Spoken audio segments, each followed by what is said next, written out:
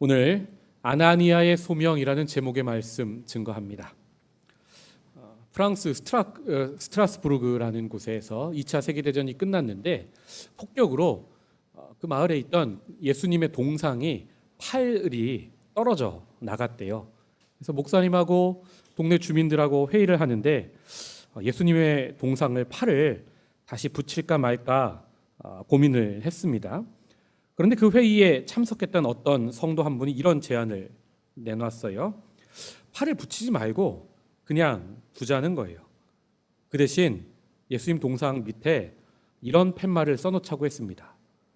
문구가 이래요. 예수님은 당신의 손과 팔이 필요하십니다.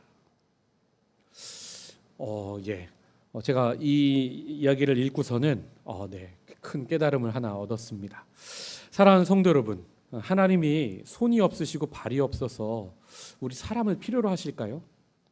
하나님이 돈이 없으셔서 과연 우리에게 헌금을 계속해서 요구하시는 걸까요? 그것은 분명 아닐 것입니다. 창세기를 보면 하나님은요, 짐승들과 다르게 사람을 창조하세요. 짐승과 사람이 다른 면이 있다면 짐승은 먹기 위하여 살지만 사람은 그것을 뛰어넘어 부르심 때문에 삽니다. 이것을 소명이라고 하죠. 그러니까 내가 왜 창조되었는지, 나는 무엇을 하며 살아야 할지를 짐승과 다르게 아는 존재가 사람이라는 말입니다. 다시 말해서 예수 믿고 성령 받고 구원을 얻었다 하는 것을 소명의 관점에서 보자면 뭐예요? 세상 사람들은 자신이 왜 태어나는지를 몰라요. 무엇을 위해 살아가야 할지를, 자기 인생이 어디로 흘러가는지를 자각하지 못하는 자들이 예수를 만나지 못한 사람들이고, 그럼 반대로 우리는 어떤 사람입니까? 소명, 부르심의 이유와 목적을 아는 사람이 바로 우리인 줄 믿습니다. 오늘 우리는 사도행전 9장에서 소명을 가진 사람 한 사람을 봅니다. 우리는 지금까지 이 본문을 사울의 관점에서는 아마 성경책이 닳도록 읽으시고 어려서부터 주일학교에서 사울의 관점에서 사울이 어떻게 예수님께 부름받았는지 이 본문으로 설교를 많이 들으셨을 거예요. 오늘 우리는 사울이 아니라 아나니아라는 사람의 관점에서 이 본문을 함께 보고 은혜를 나눠보면 좋겠습니다. 하나님께서요, 사울을 만나 주셨거든요. 부활하신 예수님 빛 가운데 음성을 들려주셨어요. 그래서 만났는데 그게 끝이 아니에요. 이 사람이 눈이 감겨서 3일 동안 앞을 보지 못하는 거예요. 자, 그러면 하나님은 그냥 다마스커스로 가는 그 도상에서 그냥 눈도 치유해 주시고, 하나님이 앞으로 네가 뭘 할 사람인지 말씀도 해주시고, 그냥 성령 바로 내려주시지, 왜 중간에 아나니아라는 사람이 굳이 가서 안수를 해야 하고 설명을 해야 하고 그런 교제도 해야 하고 그런 시간을 준비하셨을까요? 여러분, 하나님은요, 혼자 일하지 않으세요. 하나님은 영광이 충만한 창조주이신데요, 그 영광을 사람과 함께 나누기를 원하셨어요. 그래서 우리 사람을 창조하셨어요. 처음 창조에는요, 바다가 있어요. 여러분, 창세기의 바다를 문자 그대로 바다로 보시면 안 돼요. 왜요? 성경 마지막 책 요한계시록에서 창세기의 바다를 뭐라 합니까? 혼돈, 마귀가 출몰하는 악의 근원지라고 설명하잖아요. 그러니까 하나님은 처음에 혼돈을 제압하시고 세상을 창조하셨는데 그 혼돈을 일부 남겨두셨어요. 그리고 자신의 형상으로 창조받은 사람이 소명을 깨닫고 자신처럼 공의로 잘 다스리는 왕이 되어 혼돈을 제압하고 이 땅에 질서를 가져오는 사람, 복과 은혜를 가져오는 존재. 그래서 온 세상의 찬미를, 창조세계 전체가 창조주의 영광을 인정하게 되어 모든 열방이 하나님의 영광을 인정하게 하는 예배자로, 제사장으로 삼으신 것이 창세기 1장부터 2장의 내용입니다. 자, 그 소명을 잘 감당하는 사람 아나니아를 우리가 함께 살펴보겠습니다. 아나니아라는 이름은요, 사도행전에서 2명 있어요. 동명이인입니다. 5장의 아나니아는 끝이 안 좋았던 사람, 헌금을 부풀리다가 망한 사람이 아나니아고, 사도행전 9장에 나오는 아나니아는 어떤 사람입니까? 하나님께 귀히 쓰임받는 하나님의 사람입니다. 아나니아는 헬라식 이름이고요, 히브리식으로 발음하면 하난야, 하나냐라는 이름, 여러분 구약에서 많이 들어보셨을 겁니다. 하나는 자비라는 뜻이고요. 야는 야훼. 하나냐 하면 야훼는 자비로우시다, 은혜로우시다 라는 뜻이에요. 그러니까 하나냐라는 이름을 가진 사람은, 여러분 사람의 이름에 소명이 들어있어요. 대부분 부모가 기도하고 아이들 이름을 짓잖아요. 이렇게 살아다 하며 하나님의 마음을 담아서 이름을 짓죠. 하나냐라는 이름을 받은 사람은 하나님의 은혜와 자비를 나타내는 삶을 살라는 소명을 받은 사람이죠. 그 사명 감당 못한 사람이 5장에 헌금을 부풀렸던 하나냐와 삽비라고, 9장의 하나냐는 부르심 그대로 사명을 감당한 사람이 9장의 하나냐입니다. 아나니아는 소명을 어떻게 잘 감당할 수 있었을까요? 10절의 말씀 띄워주시고 함께 읽어보겠습니다. 시작. 그때에 다메섹에 아나니아라 하는 제자가 있다니 주께서 환상 중에 불러 이르시되 아나니아야 하시거늘 대답하되 주여 내가 여기 있나이다 하니. 아멘.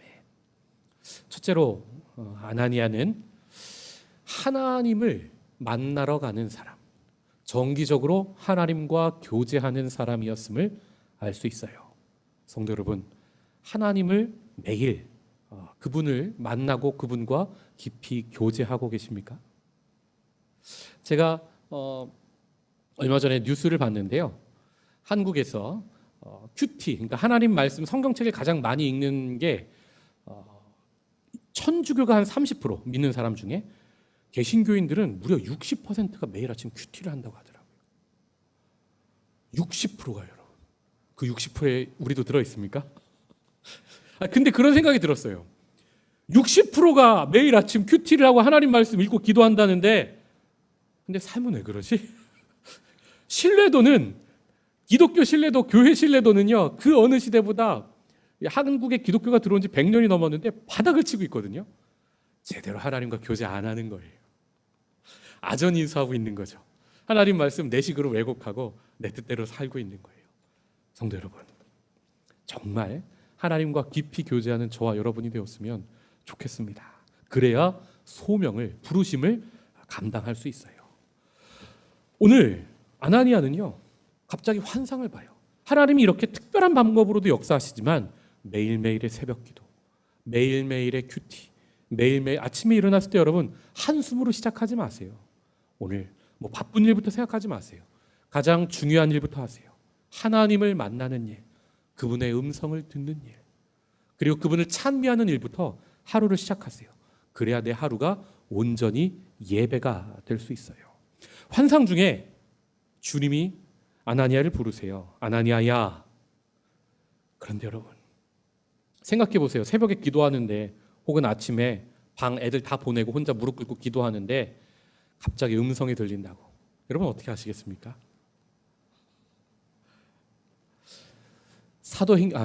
창세기 3장을 보면 아담아 내가 어디 있느냐 하나님이 부르시는데 아담이 어떡합니까? 부끄러워서 숨었습니다. 여러분 죄인은요 숨을 수밖에 없어요. 그런데 아나니아는 주여 내가 여기 있습니다 라는 놀라운 대답을 합니다. 이게 뭐예요? 정기적으로 하나님 앞에 나아가고 교제하는 사람, 하나님의 음성 듣는 게 자연스러운 사람은 이게 놀랍지가 않은 거예요. 여러분 타락, 죄라는 거를 많이 설명을 들어보셨을 텐데 타락이 뭡니까? 소명에서 벗어나는 게 타락이에요. 창세기에서 아담은요 하나님의 부르심에 응답하지 못했어요. 왜요? 자기 욕심 따라 살기 시작했거든요. 그런데 오늘 본문에 아나니아는 주님 내가 여기 있습니다라는 고백을 해요. 이 고백은 사무엘의 고백이요, 이사야서 6장 이사야 선지자가 하나님께 부름받을 때의 고백입니다. 우리 주님께서 손이 없으셔서가 아니라 나를 사용하시기 위하여, 하나님의 영광을 나를 통해 드러나시기 위하여 우리를 필요로 하실 때가 있어요. 여러분 그때 주님 내가 여기 있습니다라고 겸손하게 대답할 수 있는 저와 여러분이 되시기를 주님의 이름으로 축복합니다. 둘째로 아나니아는 자기 편견을 다 버리고 주님의 음성이라면 믿고 순종하고 용서하는 삶을 살았습니다. 오늘 본문 사도행전 9장 17절의 말씀입니다. 띄워주시고요. 같이 읽어보겠습니다. 시작. 아나니아가 떠나 그 집에 들어가서 그에게 안수하여 이르되 형제 사울아 주 곧 네가 오는 길에서 나타나셨던 예수께서 나를 보내어 너로 다시 보게 하시고 성령으로 충만하게 하신다 하니 아멘. 아나니아가요 바로 순종하진 않았어요. 주님께서 아나니아에게 다소라는 직가라는 거리로 가서 유다라는 사람의 집에 들어가서 사울이라는 사람을 만나서 그에게 안수해라. 그가 지금 눈이 감겨 있는데 다시 보게 해라. 아니 주님, 이 사람은요 대제사장, 그러니까 사내들인 공회를 말합니다. 예수는 사형, 스데반은 사형 언도를 내, 그리고 예수 믿는 사람 다 잡아다가 옥에 가둬라고 명령을 내려서 예루살렘에서 그 명령이 실행됐고 이제 다마스커스까지 그 공문을 가지고 그 권한을 가지고 쫓아오는 사람이 사울인데 이 사람을 다시 보게 하고 이 사람을 내가 만나다니요? 주님, 정말 그래야 합니까? 그때 주님이 말씀하시는 거예요. 가라. 이 사람은 내 이름을 위하여 이방인과 임금들과 이스라엘 자손들에게 전하기 위하여 택한 나의 그릇이다. 이 말씀에 순종해요. 무슨 말입니까? 여러분, 아나니아와 사울은요 원수예요. 예수 믿는 사람들 다 잡아다가 죽이려고 감옥에 가두는 원수라고요. 그런데 그 모든 그 과거의 피 흘림들을 잊고 주님 말씀이라면 가서 순종하고 17절을 다시 한번 띄워주십시오. 사울을 부르는데 뭐라고 부르고 있습니까? 원수 사울아? brother, 형제 사울아. 여러분 이미 아나니아는요 마음으로 다 용서하고 갔어요. 왜요? 주님의 뜻이니까 그를 형제로 받아 주었다는 겁니다. 여러분 우리가 왜 계속 소명에서 벗어나고 아담처럼 죄악의 길로 걸어가게 됩니까? 기독교의 가장 기초의 영성, 용서를 하지 않고 살기 때문이에요. 교회가 어떤 곳입니까? 용서가 있는 곳이에요. 제가 전에 섬기던 교회에서 사랑 많은 권사님이 계셨어요. 이분이 마산 분인데요. 고향 교회에서 좀 안 좋은 일이 있었대요. 주일에 오후 예배 드리는데 한 아이가 이렇게 몰래 이렇게 본당에 이렇게 지갑도 놔두고 뭐 이렇게 귀중품도 놔두고 하잖아요. 그거를 손이 좀 안 좋은 아이였나 봐요. 몰래 하나씩 훔치다가 예배당에서 붙잡혀 온 거예요. 그래서 현장에서 붙잡혀가지고 얘를 붙잡고 교회 어른이 마당에다가 얘를 중앙에 패대기에 쳐놓고 어른이 이렇게 감싸고 왔었어요. 그리고서는 뭐 모두 없어졌느니 이게 처음이 아니라느니 경찰을 부르니 많으니 그 교회 목사님까지 뚜껑이 열려가지고 막 씩씩대는 거예요. 그런데 다 막 거의 뭐 돌로 칠 기세였어요. 근데 이 권사님이 가서 이 아이 앞에 딱 맞고 무릎을 꿇으셨어요. 사람들 앞에. 그리고 싹싹 빌면서 한 번만 용서해달라고. 이 아이 한 번만 용서해달라고. 앞으로 얘가 또 이렇게 뭐 훔치다가 걸리면 제가 배상하겠다고. 한 번만 용서해달라고 싹싹 눈물 흘리며 비셨어요. 여러분 그래서 그 아이 경찰에 잡혀가지 않았습니다. 아마 갔으면 그 인생 계속 이제 그 다음엔 소년원, 그 다음엔 뭐 전과가 계속 늘어났겠죠. 여러분 그리고 몇십 년이 지나고 이 권사님이 고향을 방문하실 일이 있었어요. 근데 지나가다 거리에서 다 큰 청년이 된 이 아이를 만났어요. 이 아이가 어떻게 됐는지 아세요? 이 아이 집안이요 아버지도 삐뚤어 나가셔서 그런 집안이었던 거예요. 사기를 치고 뭐 뭘 하고, 그러니까 굉장히 불우한 아이였거든요. 그런데 그 집에서 이 아이는 계속 교회 다니고 예수 믿는 사람으로 아주 번듯한 청년으로 크리스천으로 잘 자라 있는 걸 이 권사님이 보신 거예요. 그리고 너무 뿌듯하셔서 저한테 그 간증을 하시는 거예요. 성도 여러분, 용서 한 번이 사람을 살립니다. 만약에 이 권사님이 거기서 무릎 꿇지 않았다면 이 아이는요 범죄자로 살아갔을 거예요. 우리에게 어떤 소명이 있어요? 용서를 통해서 사람을 살리는 소명을 받은 게 그리스도인입니다. 만약에 아나니아가 오늘 사울에게 가서 형제라고 부르지 않았다면 사울이 바울되는 역사, 로마 제국의 복음이 전해지는 역사, 세계 선교의 역사, 그리고 우리가 예수를 믿게 되는 이 역사 없었을지도 모른다는 거예요. 그렇습니다. 기독교의 영성의 가장 첫 번째 스텝은요, 용서예요. 예수님의 십자가도 용서고요. 3일 만에 부활하셔서 예수님께서 제자를 찾아오셨을 때 처음 하신 일도 뭐예요? 너희들이 어떻게 나한테 그럴 수 있냐? 따지신 게 아니라 용서였다는 것을 기억하시기 바랍니다.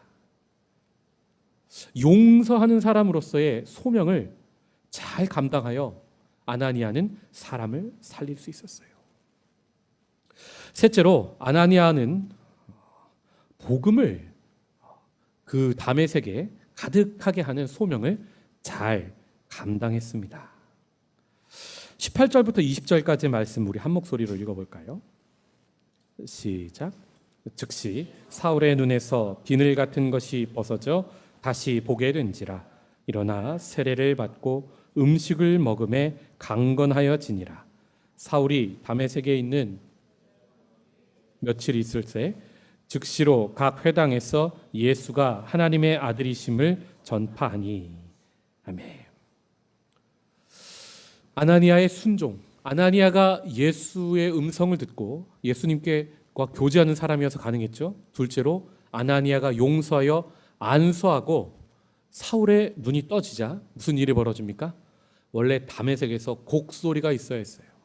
예수 믿는 사람들 발본색원되어서 다 감옥에 사로잡혀가고 끌려가고 매맞고 몽둥이 찜질 당하고 큰 곡소리가 있어야 할 그 거리에 무슨 일이 벌어집니까? 박해져 있던 그 사람, 예수는 부활하셔서 살아계신 하나님의 아들이 되셨습니다. 우리가 기다렸던 메시아가 바로 이분입니다라는 놀라운 복음 전파의 역사가 시작됩니다. 여러분, 사울의 소명은요, 복음을 전하는 거였죠. 아나니아의 소명은 뭡니까? 어찌 보면 이름 없고 빛도 없어요. 여러분, 사도행전 9장 다음에 아나니아 이름이 나옵니까? 아니요. 사람들은 쉽게 잊어요. 그런데 주님은 아나니아를 잊지 않으세요. 왜요? 아나니아가 사울을 세운 겁니다. 여러분, 어떤 사람은요, 티가 나는 소명을 받은 사람이 있어요. 화려한 소명을 받은 사람이 있어요. 앞에 서서 목소리를 내야 하는 소명을 받은 사람이 있어요. 여러분, 근데 그것도 굉장히 큰 고난이 있어요. 보이지 않는 곳에서. 그런데 어떤 사람은요, 보이지 않는 곳에서 이름 없이 빛도 없이 아무도 인정해주지 않는데 하나님이 그 자리를 섬기라고 주시는 소명을 받은 사람들이 있어요. 그게 아나니아 같은 사람입니다. 평생을 가정주부로 사시는 분들 있죠. 여러분, 그 인생이 결코 헛되지 않아요. 왜요? 그분이 정말 매일매일 하나님과 교제하고 주님 내가 여기 있습니다라고 하나님 앞에서는 코람데오의 삶을 매일매일 살고, 둘째, 용서로 예수의 사랑을 전파하면서 사는 사람이라면 그 소명을 감당하는 일, 우리 주님은 잠시도 잊지 않으세요.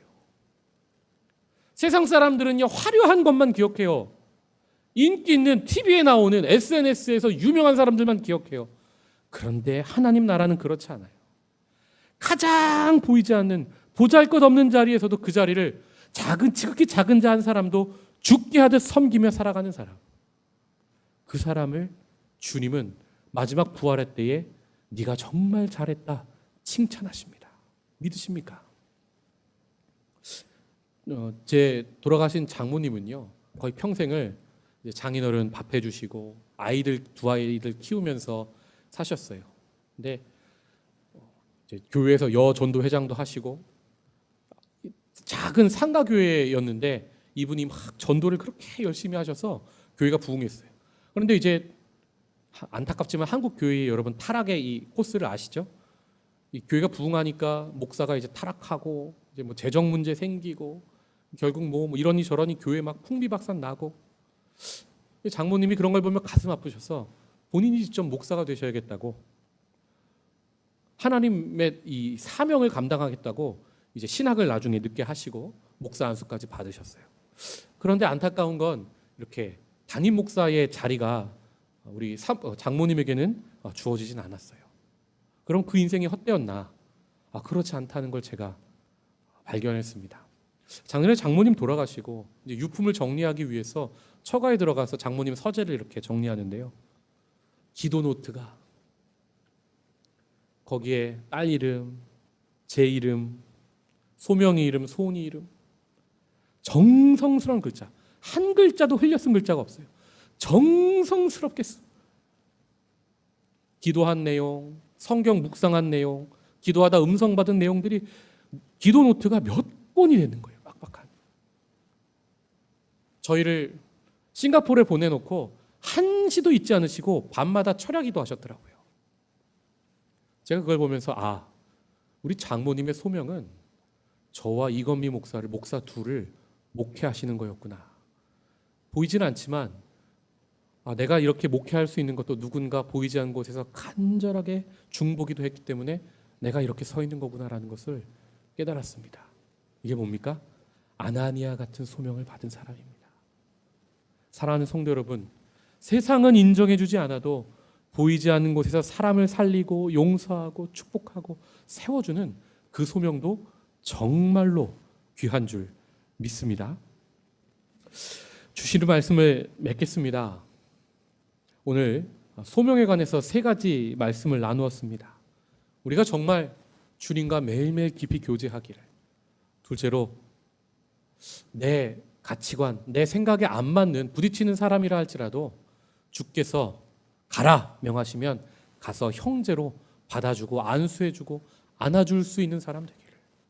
셋째로, 그래서 복음이 당장 나를 통하여 내가 화려하게 드러나면서 뭔가 역사가 이루어지면 좋겠지만 하나님 나라에서 내가 맡은 부분이 지극히 작아 보일지라도 그 사명을 잘 감당하여 내가 사는 곳에서 곡소리 나게 하는 것이 아니라 예수의 향기, 복음의 소리가 가득해지는 역사를 만드는 저와 여러분이 되시기를 주님의 이름으로 축복합니다. 기도하겠습니다.